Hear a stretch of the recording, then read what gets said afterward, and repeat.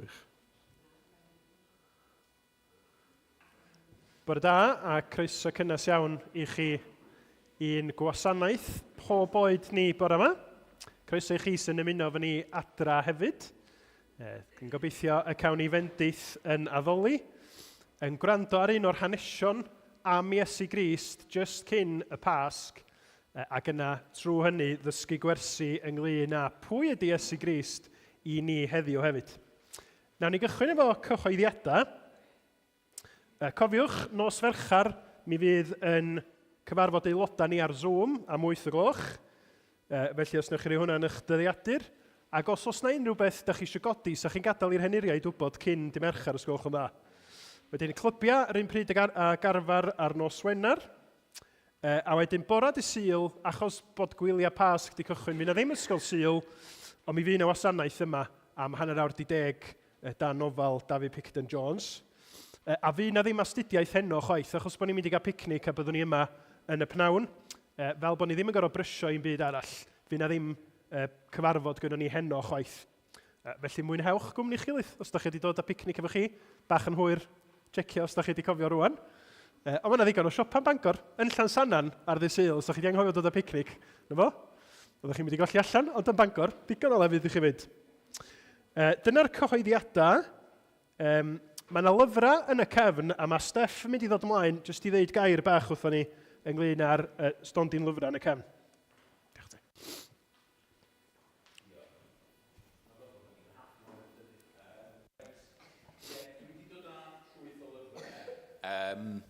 Maen nhw gyd i wneud efo Pasg, so dyna pam dwi wedi dod yn nhw.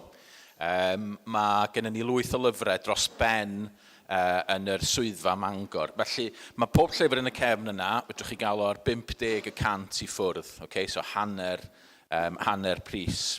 A mae gen i beth i gymryd efo cerdyn, so fedrwch chi dalu efo cerdyn, so ydych chi ddim angen poeni a teimlo'n euog o gwbl tan diwedd y mis pan ydych chi'n gweld yr statement yn dod. Yr unig beth sy'n ni'n gofyn i chi, plis nwch chi ddeud wrtho fi os ydych chi'n cymryd llyfr, achos da ni wedi rhoi nhw, mae William, chwarae teg a Murph a nifer o'r eraill wedi rhoi nhw ar y system, so os ydych chi'n cymryd un, fydd yr holl waith caled mae pawb wedi wneud ers wythnos neu ddwy yn mynd. Ond jyst roed chydig bach o just dangos beth gennym ni, so mae gennym ni lot o lyfrau plant, mae'n rhai Cymraeg a Saesneg, so mae'n efo yma chwilio a chanfod stori'r Pasg. Wedyn mae gennym ni lyfrau fel myfyrdodau dyddiol, so rhai Cymraeg yn fanna. Mae yna lot o rhai Saesneg yna hefyd ar gyfer y Pasg. Mae gennym ni lyfrau, so dwi'n gwybod os ydych chi'n hoffi pethau fel Max Lucado a Elizabeth Elliot a pethau fel la, so mae yna lyfrau jyst yn sôn am y Pasg fel la. A wedyn hefyd mae gennym ni chydig o gardiau hefyd, gan cynnwys cardiau Cymraeg Pasg. Dwi'n gwybod, dyn ni ddim rili yn rhoi cardiau Pasg yn y capel yma na dan, ond mae yna rei yna rhag ofn bod chi eisiau cychwyn rhyw draddodiad newydd. So, fydda un yn y cefn, 50% i ffwrdd, so please defnyddiwch nhw. Mae yna hefyd Beiblau yna.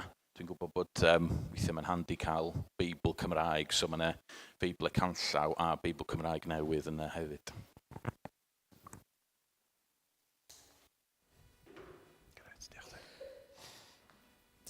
Diolch yn iawn, Steff. Felly, mwynhewch yr wledd o lyfrau sydd yna yn y cefn. Reit, dewch i ni weddio cyn i ni fynd i gannu clod i Dduw. Na ni weddio fo'n gilydd. O Dduw ein tad, da ni yn diolch dy fod ti yn Dduw llawn cariad, yn Dduw llawn gallu a grym a chyfiawnder. A da ni diolch trwy Iesu Grist bod ni'n gallu dod i dadnabod di fel gwaredwr a profi y cariad anfeidrol hwnnw drosto ni'n hunin. Ac arglwydd da ni hefyd yn diolch bod ni'n gallu dod ata ti fel ac yr ydyn ni yn Iesu Grist. Nid yn gorfod cuddio unrhyw beth, nid yn smalio bod pob peth yn iawn. Bod ni'n dod fel ac yr ydyn ni, a bod ni'n gallu plygu a gofyn arglwydd helpa, arglwydd madda, arglwydd derbyn fi, oherwydd be mae Iesu Grist wedi wneud drostai. Yn marw am ymhechodau, ac yn codi'n fyw o'r bedd yn concro marwolaeth. Felly, da ni'n gweddio y byddi di ar waith yn rymus trwy'r gwasanaeth yma. Y bydd ysbryd di yn arwain ni, Fel bod yr hanes o'r Beibl yn dod yn fyw i ni a bod ni'n gallu clywed chdi dy hun yn siarad hefo ni. Arglwydd maddau ni felly, bob pechod a bai, ac arwain ni drwy, nid yn unig y gwasanaeth, ond yn amser ni yng nghwmni'n gilydd hefyd, mwyn i ni dyfu i dy nabod di yn well, i dy garu di'n fwy. Gna dy waith yn plith ni felly, ysgol i di fod yn dda, ac yn einia a bendithia y rhai o'n plith ni sydd ddim yma, yn enwedig y rhai sydd yn pregethu'n agor dair di mewn gwahanol lefydd. Da ni'n gofyn y cyfan felly, clod a gogoniant i Iesu Grist ein harglwydd. Amen. A dwch ni ganu am ffyddlondeb rhyfeddol Duw. Mawr dy ffyddlondeb fy niw yn dy nefoedd, triw da ddewid bob amser i mi, cadarn dair dy drigaredd ni fetha, ddoi heddiw'r un a thragwyddol wyt ti. Mawr dy ffyddlondeb di, newydd fendithion bob bore a ddaw. Meddwch, mae fora newydd, mae yna fwy o fendithion Duw i ni brofi yn Iesu Grist. Mor hyfryd ydy gallu deud hynny. Mawr dy ffyddlondeb i mi yn fy angen, pob peth sydd dda, fe'i derbyniais o fflaw. Dwch ni'n godi i ganu.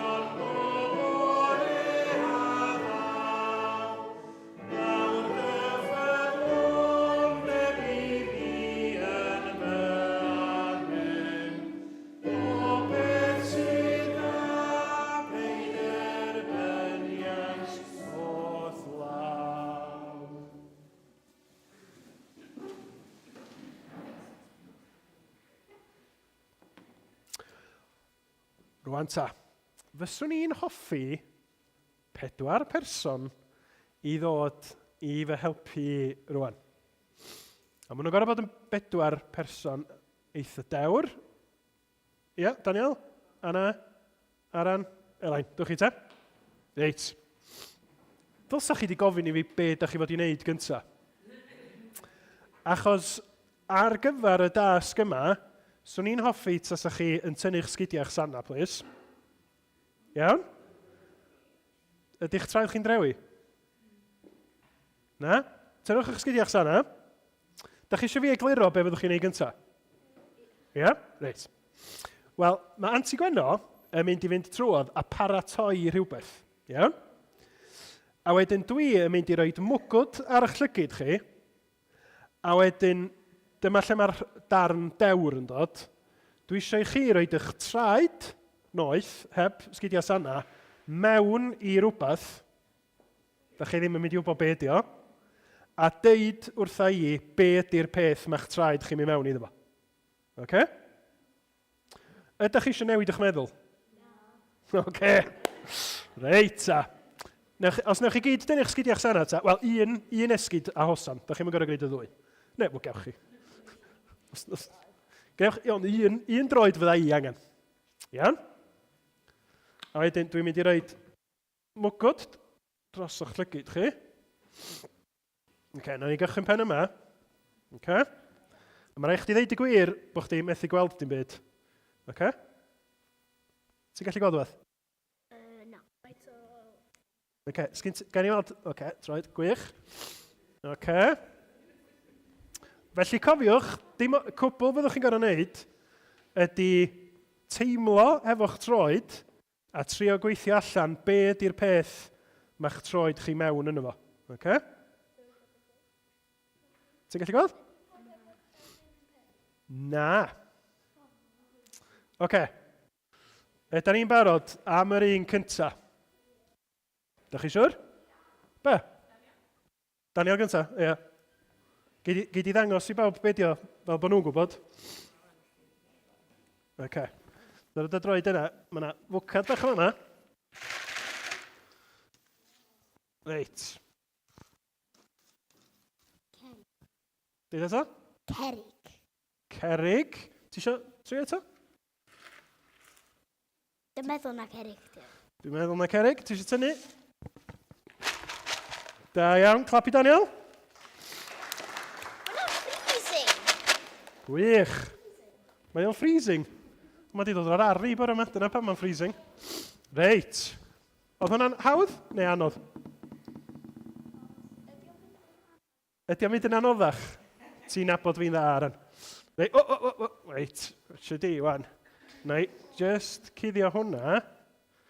Sorry, dim cuddio hwnna, cuddio dylygyd di. Iawn? Oce, Anna, ti'n barod?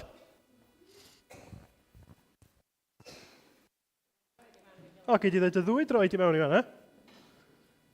A deud wrtho fi be ydi o. O rew ydi o. Ti eisiau rhaid y droed arall I mewn I jecio? Ie, rew ydi o. Be di o?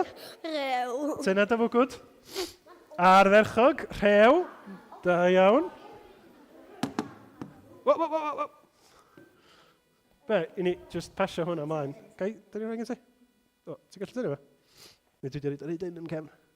Gret, diolch I ti. O, aros lygyd. Iawn? Oce. Ti'n gallu gweld Elaine? Ti'n siwr? Iawn. Oce. Janet, I fi nôl y microfon? Meddwl, be di hwnna, iawn? Sgyn ti syniad? Be di o? Gwellt. Gwallt? Gwellt. Gwellt? Ddim cweit. Tria ochr. Dos yma i'r ochr? Na fo. Be ti'n meddwl di hwnna?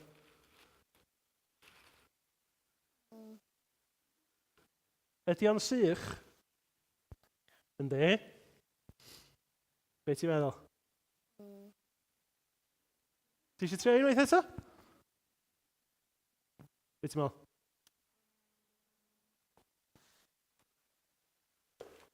Cychwyn efo P. Papur! Da iawn. Gwych. Reit. Ac un bach ola. Reit.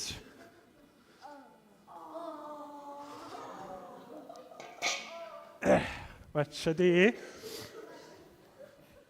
Dwi angen rhywbeth pwysig efo hyn. Reit. Oce, ti'n barod? Ti'n meddwl bod chdi'n gwybod beth yw'n barod? Oce. Wyt ti'n barod? Sut wyt ti'n gwybod beth yw'n barod? Just gesio. Oce. Os mae pawb yn dweud, Coda dy droed chydig bach. Oce, rhoi dy droed i lawr. O! dŵr. Dŵr.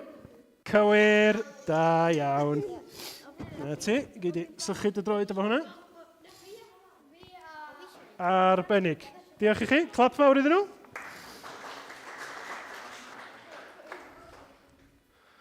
Oce, gewch chi gyd fynd i ista lawr. Diolch fawr iawn.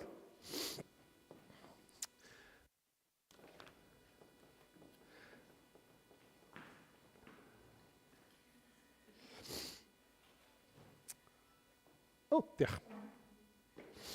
Wan ta, oedd hynna yn hawdd neu'n anodd? Be ydych chi'n feddwl? Hawdd neu anodd? Oedd o'n hawdd i chdi? Oedd yr un papur chydig bach yn anodd, doedd? Achos oedd y papur di cael ei dorri yn ddarna bach. Wan ta, ydych chi'n ei feddwl, ar ôl i ni fod yn rhoi yn traed mewn gwahanol bethau ac yn sychu traed hefo llian, ydy o'n canu cloch, os na ryw hanes o'r Beibl yn cyd-fynd efo hynna, ydych chi'n meddwl? Aran? Hefo traed a rhoi traed mewn pethau.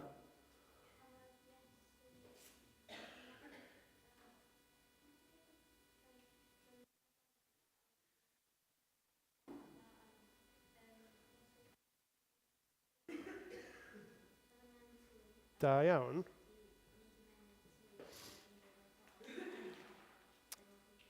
Da iawn chdi. Mae yna stori am ddynas yn golchi traed Iesu Grist. Da ni ddim yn sôn am bobl yn golchi traed Iesu Grist bore yma, ond da ni yn mynd i sôn am Iesu yn golchi traed i ddisgyblion. A mae'r darlleniad, fydd o fyny ar y sgrin i chi, yn dod o Ioan pennod 13. A mae hyn yn digwydd ar amser arbennig achos mae o chydig bach cyn y Pasg sydd yn addas i ni, achos da ni ddim yn bell i ffwrdd o'r Pasg na dan. Felly, da ni'n mynd i wrando ar yr hanes o Ioan 13 a meddwl be mae o'n ddeud wrthyn ni. Ar drothwy gwyl y Pasg, yr oedd Iesu yn gwybod fod ei awr wedi dod, iddo ymadael ar byd hwn a mynd at y tad. Yr oedd wedi caru'r rhai oedd yn eiddo iddo yn y byd, ac fe'i carodd hyd yr eithaf. Yn ystod swper, pan oedd y diafol eisoes wedi gosod yng nghalon Judas, fab Seimon Iscariot, y bwriad i'w fradychu ef, dyma Iesu, a cyntau'n gwybod fod y tad wedi rhoi pob peth yn ei ddwylo ef, a'i fod wedi dod oddi wrth Dduw, a'i fod yn mynd at Dduw, yn codi o'r swper ac yn rhoi ei wisg o'r neilltu, yn cymryd tywel ac yn ei glymu am ei ganol. Yna, tywalltodd ddŵr i'r badell a dechreuodd olchi traed y disgyblion, a'i sychu ar tywel oedd am ei ganol. Daeth at Seimon Pedr yn ei dro, ddech chi sylwi fel o gynnon ni lot ohonach chi'n eistedd lawr, oedd Iesu mynd o un i un yn golchi traed hefyd. Daeth at Seimon Pedr yn ei dro ac meddai ef wrtho, arglwydd, a wyt ti am olchi fy nhraed i? Atebodd Iesu ef, ni wyddos ti ar hyn o bryd beth rwy fi am ei wneud, ond fe ddoi i wybod ar ôl hyn. Meddai Pedr wrtho, ni chei di olchi fy nhraed i byth? Atebodd Iesu ef, os na chafid olchi di, nid oes lle i ti gyda mi. Arglwydd, meddai Seimon Pedr wrtho, nid fy nhraed yn unig, ond golch fy nwylo am pen hefyd. Dywedodd Iesu wrtho, Y mae'r sawl sydd wedi ymolchi drosto yn lân i gyd, ac nid oes arno angen golchi dim ond ei draed. Ac yr ydych chwi yn lân, ond nid pawb ohonoch, oherwydd gwyddau pwy oeddai'n ei fradychu. Dyna pam y dywedodd, nid yw pawb ohonoch yn lân. Wedi ddolchi ei traed ac ymwisgo a chymryd ei le unwaith eto, gofynnodd iddynt, a dych yn deall beth rwyf wedi wneud i chwi. Yr ydych chwi'n fy ngalw i yn athro ac yn arglwydd a hynny'n gwbl briodol oherwydd dyna wy fi. Os wy fi felly, a minnau'n arglwydd ac yn athro wedi golchi eich traed chwi, fe ddyla chwythau hefyd olchi traed eich gilydd. Yr wyf wedi rhoi esiampl i chwi, yr ydy chwythau i wneud fel rwy fi wedi wneud i chwi. Yn wir, rwy'n dweud wrthych, nid yw unrhyw was yn fwy na'i feistr, ac nid yw'r un anfonir yn fwy na'r un a'i hanfonodd. Os gwyddwch y pethau hyn, gwyn eich byd os gweithredwch arnynt. Iawn. Dyna'r hanes. Iesu Grist yn ystod y swpar yn stopio ac yn golchi traed y disgyblion. Yn defnyddio tywel neu llian ac yn sychu eu traed nhw. Llaw i fyny pwy ohonoch chi fysa'n hoffi golchi traed pawb arall yma? Wir? Ti'n gwybod be? Di hwnna ddim yn beth mor wirion â hynny i ddeud. Achos dwi'n dychmygu, mae cyflwr traed pawb ohono ni'n o lew, dydy. Mae'n siŵr bod ni wedi cael bath neu cawod bore yma. Dwi'n dychmygu, mae'n siŵr bod pawb yn gwisgo sana glân. Felly ar y cyfan, mi fysa yn traed ni yn gymharol ddymunol i'w golchi. Ond meddyliwch yn amser Iesu Grist, sut fysa cyflwr traed pobl yng nghyfnod Iesu Grist? Llia? Modan i nhw. Nes i feddwl rhoid eich traed chi mewn mwd bod yma. Ond da ni'n meddwl bysa hynny chydig bach yn anifir. Ond meddyliwch am ddisgyblion Iesu Grist, oedd na lwch, oedd na fwd, oedd na baw, pwpw anifeiliaid ar y ffordd yn boman. Oedden nhw yn cerdded efo sandals trwy'r pethau yma i gyd. Mae'n boeth, yn dydi, yn Israel, lle oedd Iesu Grist yn siarad efo pobl, felly mae siŵr bod nhw'n chwysu trwy'r amser. Ar adeg hynny, o'na ddim shower gels, o'na ddim foot rubs, wel, mae siŵr bod na fersiwn nhw o foot rubs, ond oedden nhw ddim yn gallu mor hawdd llnau ag yr ydyn ni yn gwneud, ac yn gallu mynd i siop a cael y cant a miloedd o ogla da. Felly mi fysa traed pobl, dwi'n dychmygu, yn eitha budur, yn eitha afiach mewn gwirionadd. A dyna pam yng nghyfnod Iesu Grist, da chi'n gwybod pwy oedd yn golchi traed pobl? Pwy ydych chi'n meddwl? Ai y bobl bwysig, y bobl gyfoethog, y bosses, neu y gweision isa posib? Y gweision? Deud y gwir, yn y cyfnod yna, ar draws y dwyrain canol i gyd, does na ddim sôn am arweinydd neu bos yn golchi traed pobl oedd yn ffrindiau neu o dan efo. Iesu Grist ydy'r cyntaf. Mae'r stori yma yn deud rhywbeth pwysig iawn wrthon ni am pwy ydy Iesu. Achos yn yr hanes oedden ni'n clywed, mae Iesu yn gwybod bod o'n mynd yn ôl i'r nefoedd at Dduw, mae o'n mynd yn ôl at y tad.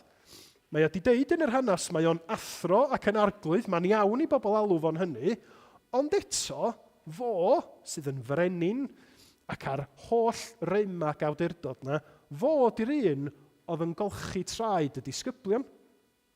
A mae Iesu yn gwneud pwynt o olchi traed y disgyblion i gyd, hyd yn oed Judas, yr un sy'n mynd i fradychu fo, achos mae Iesu isio dangos rhywbeth am pwy ydi o. Pa fath o arglwydd, pa fath o ffrind ydy Iesu Grist. Tybed faint ohonoch chi sydd wedi gweld yr rhaglen dyledu os nawn ni fynd yn yn blaena, Undercover Boss. Dwi'n yn gwybod os di dal ar dyledu rwan. Ond am flynyddoedd, mi o'na raglen dyledu Undercover Boss, lle oedd bosses cwmnïa mawr yn gwisgo, yn cuddio pwy oedden nhw, yn gwisgo disguise, ddim yn gwisgo yr siwt arferol, ac oedden nhw'n mynd ac yn gwneud y gwaith yr oedd y gweithwyr cyffredin yn ei wneud. Wedyn, enghraifft yn y llun yma, mae'r dyn yn yr siwt DHL, fo ydy boss y cwmni. A mae o yn fos ar rhywbeth fel 40,000 o weithwyr ar draws Prydain. Ac yn yr rhaglen benatho oedd gwisgo fel dyn delivery arferol i drio gweld sut brofiad oedd bod yn weithiwr normal. A fel arfer, mae o'n eitha digri y rhaglen, achos dydy'r bosses yn methu gwneud gwaith y bobl gyffredin, a hwnna di'r joc. Ac hyd yn oed yn fwy digri ar adegau eraill, mae'r gweithwyr cyffredin yn meddwl, pwy yw ti? Dwi'n meddwl bod chdi'n weithwyr cyffredin fel fi, achos ti'n gallu gwneud y gwaith. A mae yna camera crw o'n cwmpas ni'n bod man.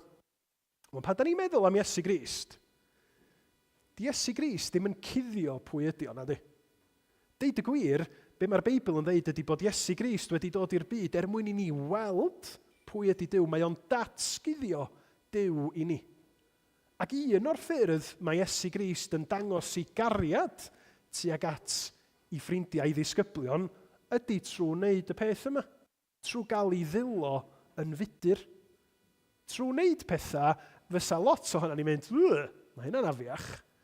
Ond mae Iesu Grist yn fodlon gwneud hynny achos mae eisiau dangos, fel da ni wedi clywed reit ar gychwyn y darlleniad, bod Iesu yn caru nhw i'r eithaf, caru nhw hyd y diwedd. Ond mae hyn yn rhywbeth eithriadol o bwysig i chi a fi gofio. Achos mae o'n dangos cymeriad Iesu Grist i ni. Achos fyddwn ni weithiau, byddwn yn bywyda, fyddwn ni'n teimlo'n rybys. Fyddwn ni'n teimlo fel bod ni wedi gwneud llanast, bod ni wedi upsetio rhywun, neu bod ni wedi methu gwneud rhywbeth oedden ni eisiau gwneud yn dda. A da ni'n teimlo yn ddim yn dda amdana ni'n hunin. Ac ar yr adegau hynny, mae'n hawdd i ni feddwl, di Iesu Grist dim byd i wneud efo ni. Dwi wedi gwneud llanast o bethau, dwi wedi brifo pobl eraill, dwi wedi siomi, hyd yn oed dwi wedi siomi fi'n hun. Ond da ni'n troi at y Beibl ac yn clywed hanesion fel yr hanes yma, lle mae Iesu'n golchi traed i ddisgyblion, a da ni'n sylwi, dos na ddim un llanast. Dos na ddim un bydredd y gallwn ni wneud, nad ydy Iesu Grist yn abal ac yn barod i ddelio ag o.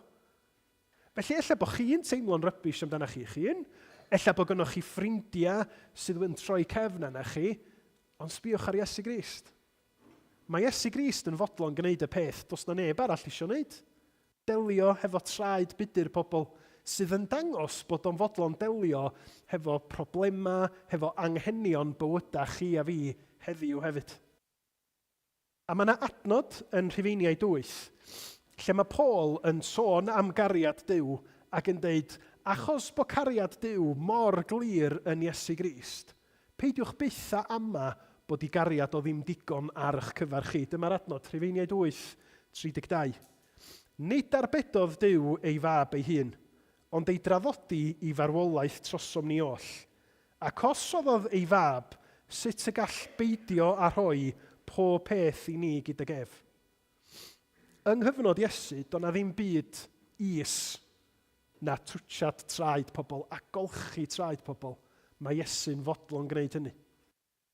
Ac wrth gwrs, fel y gwelwn ni nes ymlaen, pan ydyn ni'n trio deall ac yn gweld maint cariad Duw, y ffordd mae'n cael ei ddangos ydy bod Iesu'n barod i fynd i'r groes i ddelio hefo drygioni, pechod, hunanoldeb chi a fi.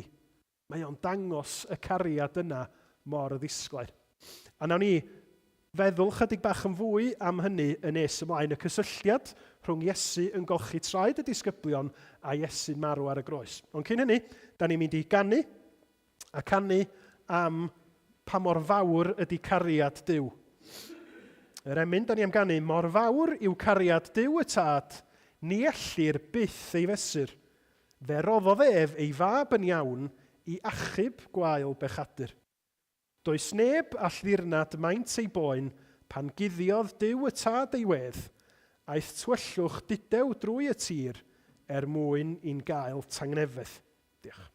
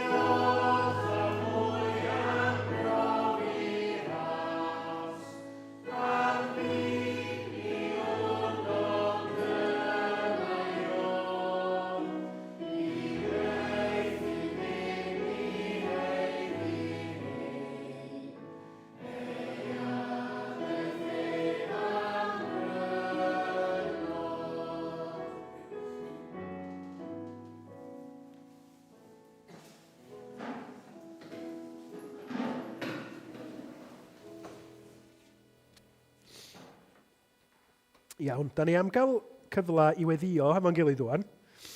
Ond os newch chi'n helpu fi i ni gael meddwl am bethau i ni weddio wrth ddiw amdanyn nhw. Felly, na i roed 3 peth i ni, neu 3 thema i ni weddio amdano fo.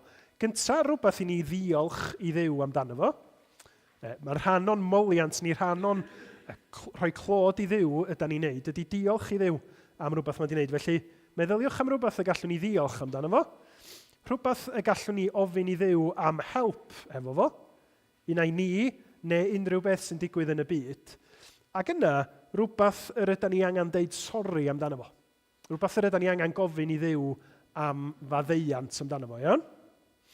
Felly meddyliwch am rei o heina.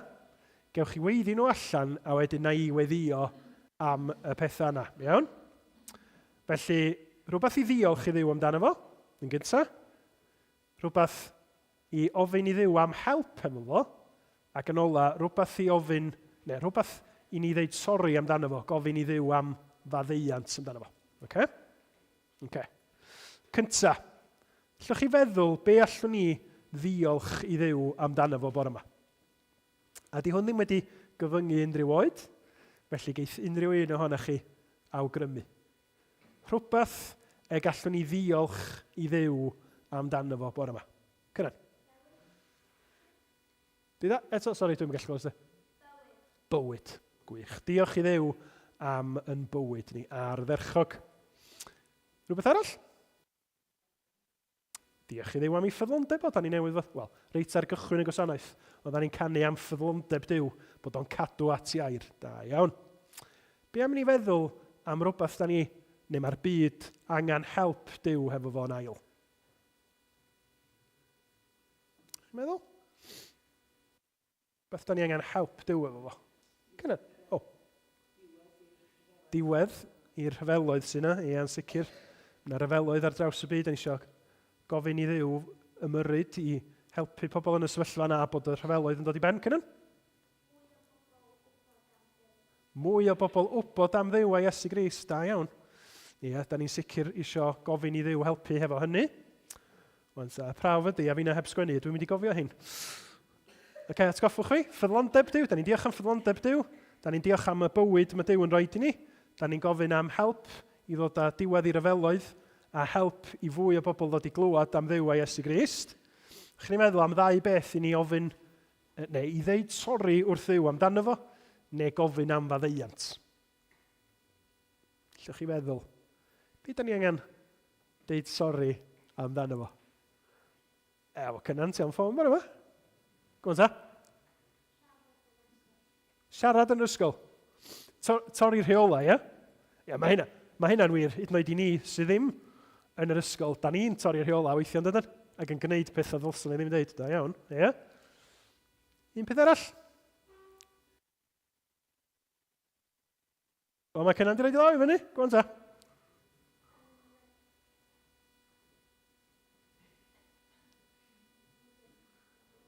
Oce. Rwy'n arall ta.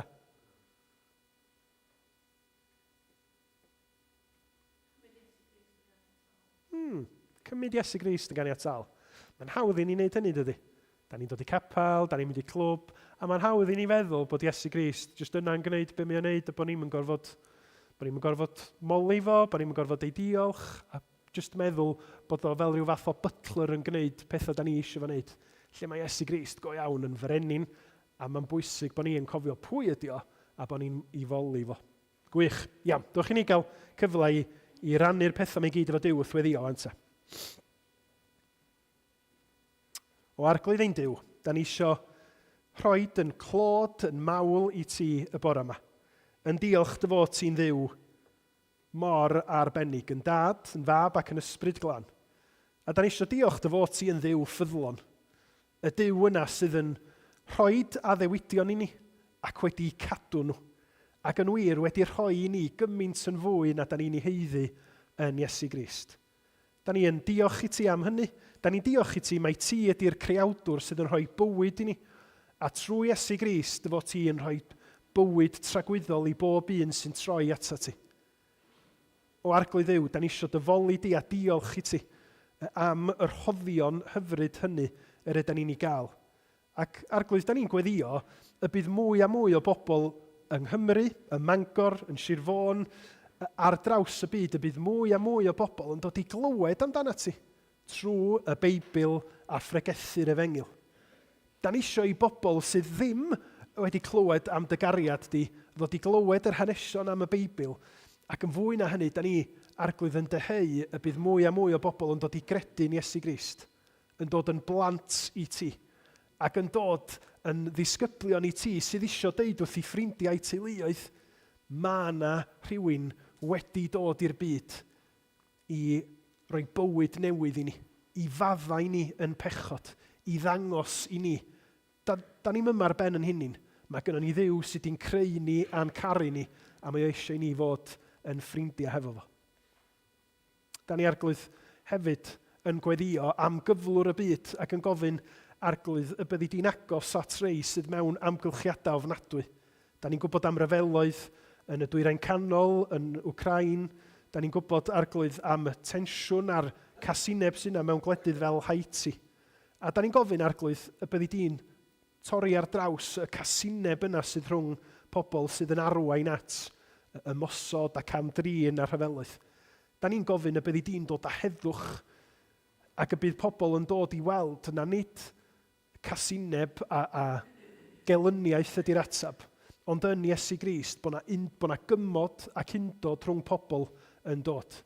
Da ni'n gweddio arglwydd y byddi di ar waith yn y gwledydd hynny, ar waith ymysg arweinwyr byd eang hefyd, yn rhoi doethineb iddyn nhw, ac yn gweithio yn eu calonna ac ar eu meddyliau nhw fel bod nhw'n trin pobl eraill fel y dylid gwneud, yn deg ac yn gyfiawn.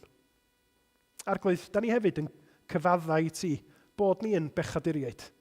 Da ni'n cyfadda bod ni yn aml yn gwneud pethau na ddylia ni'n dweud. Os ydyn ni'n yr ysgol, os ydyn ni'n y myd gwaith, os ydyn ni lle bynnag ydyn ni. Mae'r temtasiwn yna i ni wneud be da ni eisiau wneud yn hytrach na i fyddhau i dair di. Yn hytrach na dilyn rheola cyfraith gwlad ydyn ni. Ac arglwydd, da ni'n cyffesu ti hynny ac yn gofyn y byddi di'n maddau ni, plis, wrth i ni ddod mewn edifeirwch at Iesu Grist. Maddau ni a delia hefo'n calonna ni, plis. Glanha nhw, arglwydd adnewydda nhw fel bod ni ddim isio bod yn hunanol, bod ni ddim isio mynd yn groes i dair di trwy'r amser, ond yn hytrach bod ni'n cael yn llawenydd trwy ddilyn Iesu Grist, trwy wrando ar ei air o. A da ni'n gofyn dy faddeuant di hefyd, bod ni yn gallu dy gymryd di mor ganiataol. Arglwydd, ti'n gwybod sut da ni'n byw yn bywydau. Da ni fel defaid ar grwydr yn gallu dilyn y peth nesaf yn mynd a'n bryd ni. Maddau ni am hynny. Maddau ni am dy gymryd di'n ganiataol. Helpa i ni dy drysori di arglwydd Iesu. Ac wrth i ti, trwy dysbryd glân weithio yna ni, da ni'n gofyn y byddwn ni'n dod, nid i dy gymryd di'n ganiataol, ond i fod yn fwy ac yn fwy eiddgar, i fyw ar dy glod di, i dy garu di, a bod yn bywyd ni yn dy ddangos di yn gliriach i bobl o'n cwmpas ni. Chliw yn gweddi ni felly, os gwneud fod y dda. Diolch am yr amser yma a bendithia ni, wrth i ni gyflwyno hyd yn oed yn gweddia tawel personol i ti, a gofyn arglwydd gwneler dewyllus di. Da ni'n gofyn hyn i gyd trwy heiddiant ein harglwydd a'n gwaredwr Iesu Grist. Amen. Diolch i chi. Wel, da ni wedi clywed am Iesu yn cael ei ddilo yn fudur ac yn wlyb, yn golchi traed y disgyblion. Ac fel sy'n digwydd yn aml pan da ni'n clywed am hanesion am Iesu Grist a'r disgyblion, mae y disgyblion yn ymateb mewn ffyrdd gwahanol yn dydi. So mae Iesu mynd trwy yr cadeiria, neu os oedden nhw'n plygu lawr, yn mynd o gwmpas draed y gwahanol disgyblion, a di Pedr ddim yn hapus na di. Pam da chi'n meddwl mae Pedr yn deud, os gan i'r adnodau fyny yn Ioan 13, pam mae Pedr yn deud fel hyn? Wrth i Iesu ddod ato fo, yn barod i olchi draed o, mae Pedr yn gofyn, arglwydd, a wyt ti am olchi fy nhraed i? Pam da chi'n meddwl mae Pedr yn gofyn y cwestiwn yna? Cleo?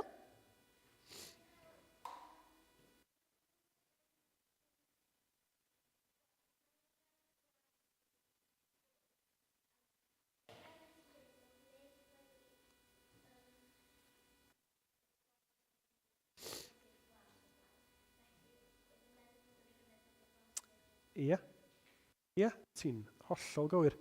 Oedd Pedr yn meddwl, diolch yn iawn i Iesu olchi'n rhaid i, fod i'r meistr, fod i'r arglwydd, fi ddylsa fod yn golchi i draed o, achos gwas ydw i, fod i'r brenin, ynddo, mae hynny'n gywir yn dydy. Ond, sylwch wrth i'r sgwrs fynd ymlaen, mae Iesu'n trio dysgu rhywbeth dyfnach iddo fo.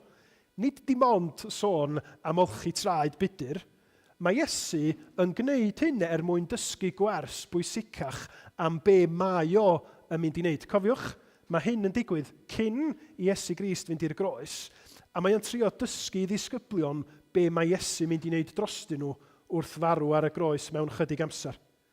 Ac mae adnod 7 yn deud yn dydy. Mae Iesu'n atab Pedr, ni wyddos ti ar hyn o bryd beth rwy fi am ei wneud, ond fe ddoi i wybod ar ôl hyn. Hynny di, mae Iesu'n deud, wan, dwi eisiau ti sylwi mae yna rhywbeth mwy yn mynd i ddigwydd yn nes ymlaen. Ti'n mynd i ddallt ar y pryd, a doedd Pedr ddim yn dallt yn syth, nag oedd? Chi'n cofio?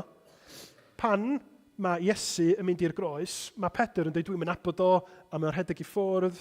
Di Pedr ddim yn dallt beth sy'n digwydd, ond mae Iesu'n fama yn trio dysgu Pedr a'r disgyblion eraill bod y groes yn dangos rhywbeth tebyg i be mae golchi traed y disgyblion yn ei ddangos. Meddai Pedr wrtho, ni chei di olchi fy nhraed i byth. Na, meddai Pedr, fi di'r gwas, chdi di'r meistr, dydy o'm yn iawn i chdi olchi'n nhraed i. Ond mae Iesu'n deud, os na chaf dy olchi di, nid oes lle i ti gyda mi. Neu mae Beibl.net yn deud, os wyt ti'n mynd gadael i mi dy olchi di, ti'n mynd perthyn i mi. Nid siarad am olchi, mae nhw fama, ond golchi fel arwydd o be oedd yn mynd i ddigwydd ar y groes. Gos o'n i mlaen at y sleid nesaf. Mae Iesu'n golchi'r traed disgyblion fel tasa hi'n wers yn arwydd o'r hyn oedd Iesu mynd i wneud wrth farw ar y groes. Nid yn unig dros y disgyblion oedd hefo fo, ond dros y disgyblion trwy bob cyfnod o hanes. Achos be mae'r Beibl yn ddysgu ni ydy bod Iesu yn marw ar y groes achos bod o'n caru i bobl ynde. Ac wrth i Iesu farw ar y groes, mae'r Beibl yn dysgu ni bod o'n marw am yn pechoda ni. Am y pethau drwg gyda ni di wneud yn calon, yn gweithredoedd. Mae Iesu yn cymryd y bai dros di bobl yn dydy. Neu ffordd arall i feddwl amdano fo, ydy bod Iesu yn cymryd y pethau budur sydd arna ni, y pechod, mae o'n cymryd y pethau budur yna i gyd arno fo'i hun, yn mynd i'r groes, yn marw ar y groes yn lle ni, fel bod pawb sydd yn trystio yn Iesu Grist, ddim yn fudur, ond yn lân. Wan, stori bach ella gobeithio fydd yn rhyw fath o egluro hyn. Os o'n i'r sleid nesaf. A mae'r stori yma yn gysylltiedig â Steddfod yr Urdd. Okay? O'n i yn pontio ddoe, da iawn chi oedd bawb oedd yn cystadlu, a pawb yna chi sydd wedi bod mewn steddfodau eraill hefyd.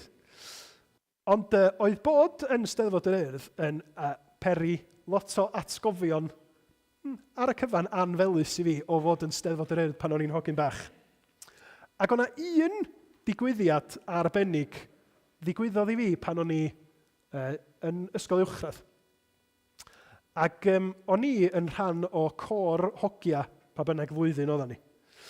A wedyn oedden ni wedi bod yn ymarfer ar gyfer y Steddfod yma, ac ar y ddiwrnod y Steddfod, fel sy'n digwydd, ydych chi'n mynd, ydych chi'n gorfod disgwyl am hydoedd, ydych chi'ch cystadleuaeth chi ddod.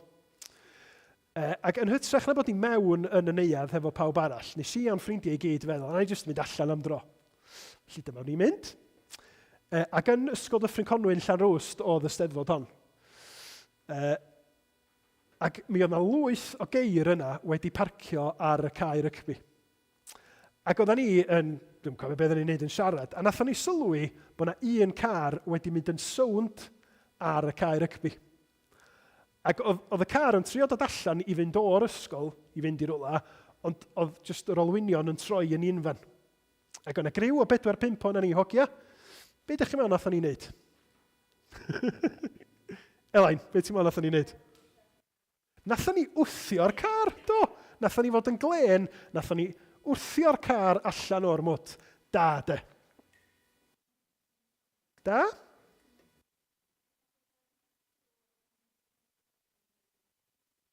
I gyd yna ni. Oeddan ni'n drybola, ac oeddan ni wedi gwneud siŵr bod ni'n gwisgo uniform ysgol yn daclus ar gyfer y gystadleuaeth. Oeddan trwsisa ni yn ofnadwy o fwdlyd. A wedyn nathon ni fynd nôl mewn i'r neuadd a nath yr athrawes a mama ni gyd fynd, da chi'n gallu mynd ar y llwyfan yn edrych fel yna? Wan, dwi'n meddwl na diwedd y stori oedd bod rhan fwyaf ni wedi trio mynd i toilet i drio rhyw fath allnaio hefo dŵr, nath o'n gweithio. Dwi'n meddwl nath o'n i ennill gwaith yn y diwedd. Ond y pwynt ydy, achos bod ni'n fudur, mi oedd pobl yn dweud, da chi'n cael mynd i fanna rwan. Wan, dychmygwch ar y diwrnod yna bod na hogyn arall yn y cor, o ddim wedi bod mor ffôl a fi a'n ffrindiau yn mynd allan ac yn gwthio'r car, a bod gynnu nhw ddillad hollol lan. A bod nhw'n dweud, ti'n gwybod be?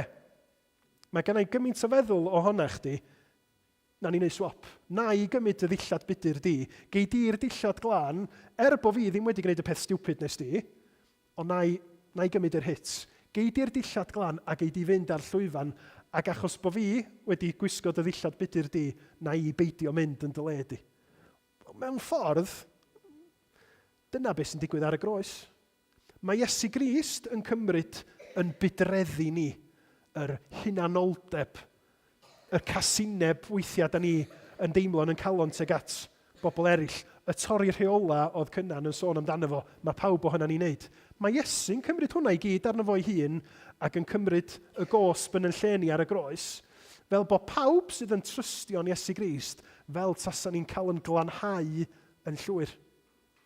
A wedyn mae Duw yn derbyn ni i'w deulu fo, i'w deyrnas o am byth.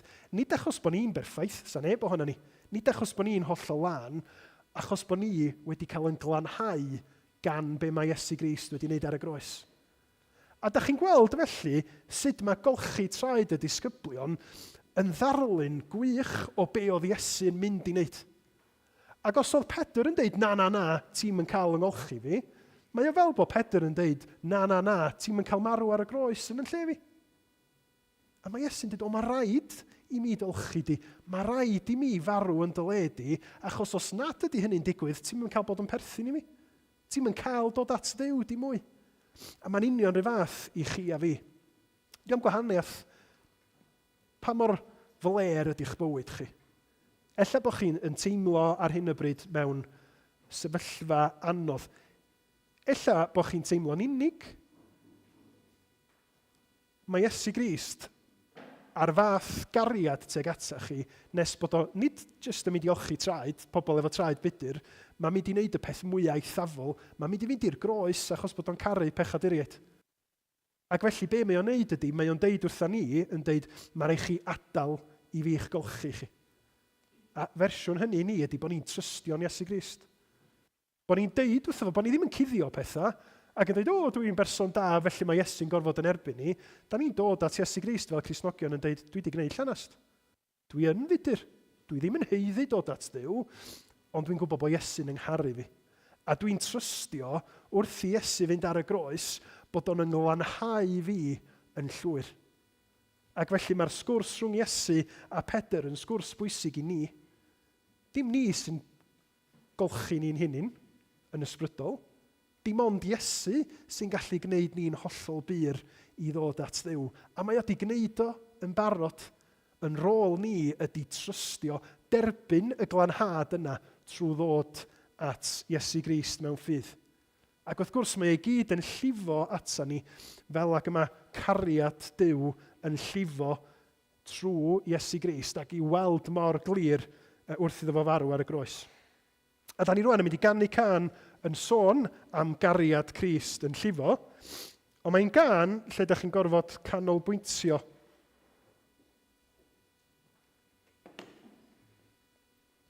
Yn gan lle da ni'n gorfod canolbwyntio ar y symudiadau, iawn? Mae'r geiriau yn syml. Cariad Crist sydd yn llifo atom, cariad Crist sydd yn llifo atom, cariad Crist sydd yn llifo atom, haleluia.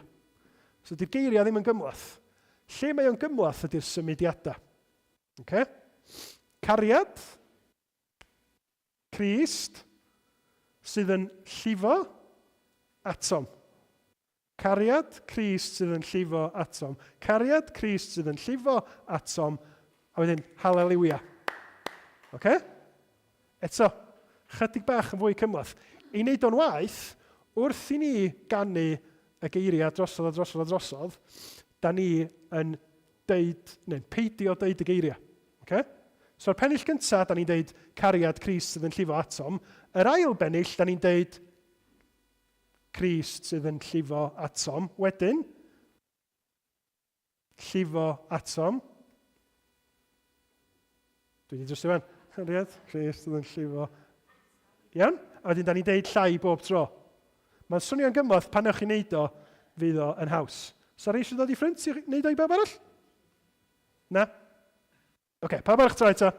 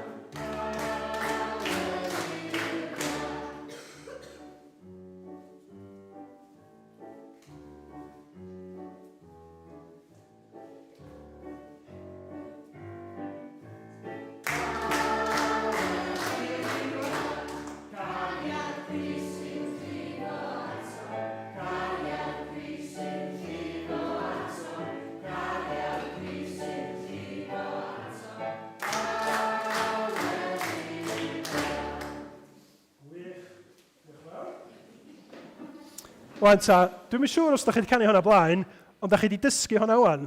So tro nesa fydda ni'n chanu hi, dwi'n mynd i egluro fo o gwbl, da ni jyst yn mynd i ganu hi'n syth i weld pwy sydd ddigon clyfar i gofio yr actions i gyd. Felly, yn yr hanes da ni wedi gael, da ni yn gweld Iesu'n disgrifio ac yn dangos mor fawr ydi gariad o, wrth iddo fo olchi traed disgyblion a dysgu'r disgyblion y cyswllt rhwng golchi a be mae Iesu Grist wedi wneud ar y groes. A mae'n adnod, yr un cynstio, dwi'n meddwl, dwi wedi neidio. Os na adnod Titus 2, na fo. Mae'n adnod eto yn un o lythyrau Paul sydd yn disgrifio Iesu Grist yn marw ar y groes fel Iesu Grist yn glanhau ni i fod yn bobl special iddo fo ei hun. Beibl.net ar y top, mae o wedi marw droso ni i'n rhyddhau ni o afael popeth drwg ac i'n glanhau ni a'n gwneud ni'n bobl iddo fo ei hun. Pobl sy'n frwd i wneud daioni. Rhoddodd ef ei hun drosom ni i brynu rhyddid i ni oddi wrth bob anghyfraith a'n glanhau ni i fod yn bobl wedi ei neilltuo iddo ef ei hun ac yn llawn sel dros weithredoedd da. A dyna pwy di Cristnogion de. Pobl, nid pobl sydd wedi llwyddo, nid pobl sydd yn dda, achos bod nhw wedi cael ei geni felly, pobl sydd yn frwnt ac yn fudur, ond mae Iesu wedi glanhau nhw achos ei gariad. Ac o'i glanhau nhw unwaith trwy be mae wedi wneud ar y groes a galw nhw yn bobl iddo fo'i hun, mae o wedyn yn glanhau nhw o ddydd i ddydd. A ddech chi sylwi y sgwrs wedyn yn datblygu lle mae Pedr yn dweud golcha fi i gyd, a mae Iesu'n dweud sy'n angen. Mae'r golchiad mawr wedi digwydd unwaith. Be ti'n gorfod wneud wedyn ydy topio fyny y golchi. Ac felly unwaith mae Iesu'n marw ar y groes. Unwaith da ni'n dod yn ddisgybl i Iesu trwy ffydd, ond mae byw fel disgybl i Iesu fel person sydd wedi cael cawod a wedyn maen nhw'n mynd i goginio cinio. Be ydych chi'n gwneud? Ydych chi'n gorfod cael cawod cyn coginio, ydych chi jyst yn golchi'ch dilo, ydych? Ydych chi'n golchi'ch dilo gobeithio trwy'r dydd. I'r Cristion, ar ôl y golchiad mawr yna, unwaith am byth, ar y groes ac wrth i ni drystio'n Iesu Grist am tro cyntaf, da ni'n byw bywyd wedyn o gael yn golchi'n gyson trwy ddarllen y Beibl, trwy weddio, trwy addoli Duw a cyffesu a gofyn i'r ysbryd glân yn bywhau ni a'n golchi ni ddydd ar ôl dydd, lle mae Iesu yn gwneud ni'n debycach iddo fo ddydd ar ôl dydd wrth i ni dyfu mewn perthynas hefo fo. Felly, da ni'n mynd i orffan wan yn meddwl sut mae'r hanes yn gorffan. Mae Iesu yn golchi traed y disgyblion. Mae'n cael y sgwrs efo Pedr sydd yn egluro'r groes i ni, ac yna mae Iesu'n deud rhywbeth arbennig. Adnod 14 ac 15. Os rwy fi felly a minnau'n arglwydd ac yn athro wedi golchi'ch traed chwi, feddwl a chwythau hefyd olchi traed eich gilydd. Yr wyf wedi rhoi esiampl i chwi, yr ydy chwythau wneud fel rwy fi wedi wneud i chwi. Wan, be mae Iesu'n dweud y fama, di os da chi yn ffrindiau yn ddisgyblion i mi, mae yna ffordd arbennig i chi fyw yn y byd. Da chi ddim fod i lordio dros bobl eraill, yn dweud, os sbiwch gwych ydw i. Dwi'n yn gorfod gwneud y pethau anifyr yna, dwi'n yn helpu pobl eraill. Da ni wedi cael esiampl gan Iesu Grist, esiampl gwas, ac felly fel mae Cristnogion i fod efo'i gilydd, fel mae Cristnogion i fod efo pobl o'i cwmpas nhw, yn barod i wneud y pethau yna, ella fysa pobl eraill, dwi'n mynd i wneud hynna, dwi'n mynd i hel rybys, dwi'n mynd i gadw cadeiria, dwi'n mynd i roi fy lle da i rywun arall sydd yn stryglo i sefyll i fyny. Ond mae disgyblion Iesu Grist i fod i ddilyn esiampl Crist. Nath ymddwyn fel gwas, nath fod yn fodlon golchi traed. Wan, mae yna rei traddodiadau yn awgrymu golchi traed yn llythrenol, ond dwi'n meddwl mae Iesu Grist yn golygu rhywbeth ehangach. Yr agwedd yna o fod yn barod i helpu pobl eraill.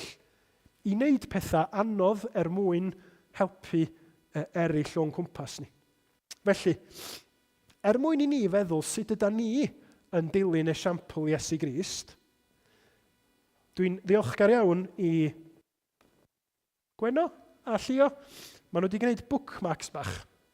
A gobeithio bod gennych chi fel tips neu pensils. Be da ni'n mynd i wneud ydy, da ni gyd yn mynd i gael bookmark. Ac os newch chi feddwl a sgwennu ella un neu ddau beth y bysach chi'n gallu wneud i ddilyn esiampl Iesu Grist. Felly rhywbeth allwch chi wneud i helpu pobl eraill yn brawd, chwaer, ffrindiau, mam, dad. Rhywbeth ymarferol allwn ni wneud i ddilyn esiampl Iesu Grist. A gewch chi sgwennu fel lawr, a wedyn gewch chi gadw'r bookmark fel ffordd i atgoffa chi'ch hun, ella wsos nesa, neu pryd bynnag. Meddwl, o ia, mae hwnna'n rhywbeth allai i wneud i rhywun arall i ddilyn esiampl Iesu Grist. Okay? Felly, os wnaethon nhw'n ddod i rannu hein rhwng pawb, a gewch chi sgwennu, be bynnag da chi isio, cadwch nhw wedyn a mynd â nhw adra. Ac yn ystod y cyfnod yna i chi gael sgwennu, byddwn ni'n gwrando ar gan o fawl sydd ar fideo ar y we. Iawn? Sa rwy'n helpu fi rannu hyn? Ta. A wedyn gyd i fynd â nhw. A wedyn nawn ni wrando ar y fideo sydd ar y PowerPoint rhywun pryd.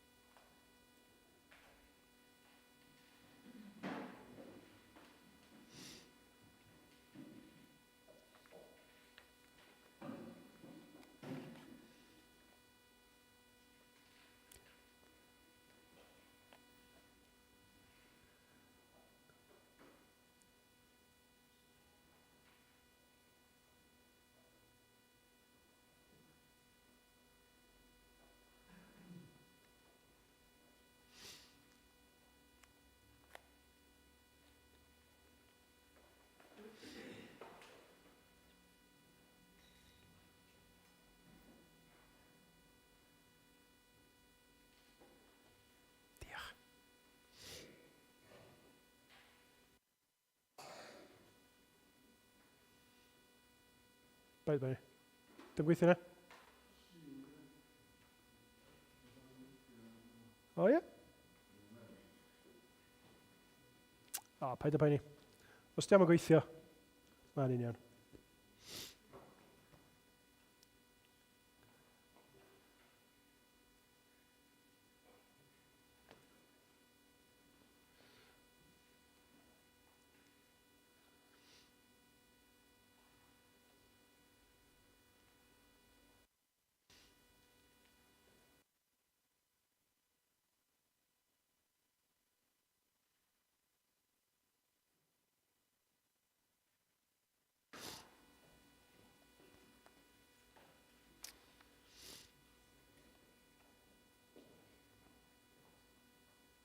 Iawn ta.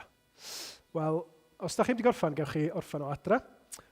Ac i'r plant, ar ôl i ni orffan gwasanaeth, os ewch chi trwodd, mae gan Gweno rhyw fath o, beth sydd ti'n galw fo? Sebon? Rhywbeth arbennig i chi allu gwneud i allu golchi traed rwy'n os da chi isio ar ôl mynd adra. Pawb yn licio traed pobl eraill, felly da chi'n gorau wneud o, ond mae yna gyfle os ewch chi trwodd i'r stafell yn y cefn, lle mae yna beth i chi allu golchi traed rhywun ar ôl mynd adra. A cofiwch beidio diflannu i ni gael panad a cinio a sgwrs efo'n gilydd. Ond wrth i ni ddod â pob peth at ei gilydd, da ni wedi clywed am Iesu yn golchi traed y disgyblion i ddangos i gariad o, hyd yn oed yn gwneud y peth na fysa neb ohona ni'n ddisgwyl wneud, i fod o'n arglwydd yn athro ac yn frenin. Mae'n iawn, gaddo. Wedyn, da ni wedi gweld sut yn y sgwrs efo Pedr oedd o'n dangos bod y groes yn arwydd clir o'r golchiad o faint y cariad oedd ganddo fo. Ac yna ar y diwedd, da ni wedi ystyried sut ydyn ni wedyn fel Cristnogion i fod i ddangos yr un cariad wrth ddilyn esiampl Crist yn golchi traed yn gilydd yn helpu pobl o'n cwmpas ni. Da ni wedi orffan hefo'r adnod lle mae yn ddiweddarach yn y benod, Iesu'n deud fel hyn, Ioan 13:35. Os bydd gennych gariad tuag at i'ch gilydd, wrth hynny bydd pawb yn gwybod mae disgyblion i mi ydych. Dwch ni orffan yn canu am gariad Duw, yn golchi ni ar y groes ac yn rhyfeddu be mae hynny'n olygu i ni.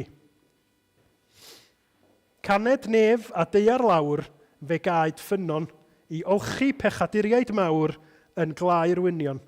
Yn y ffynon gyda hwy minnau molcha, ac mi ganaf fyth tra bwy, haleliwia. Dyma'r dŵr a dyma'r gwaed, redodd allan ac o'i ystlys sanctaidd gaed i olchi'r aflan.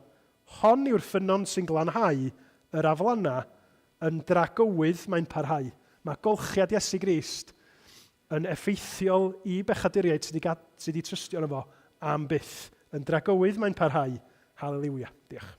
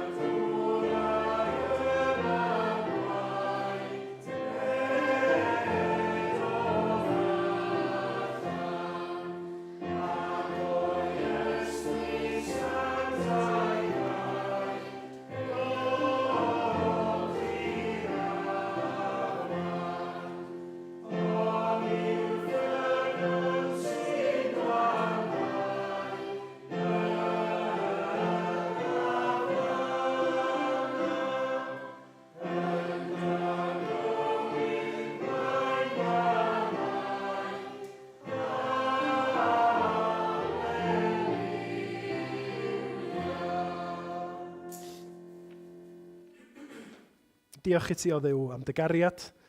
Diolch i ti am y ffynon honno sy'n glanhau.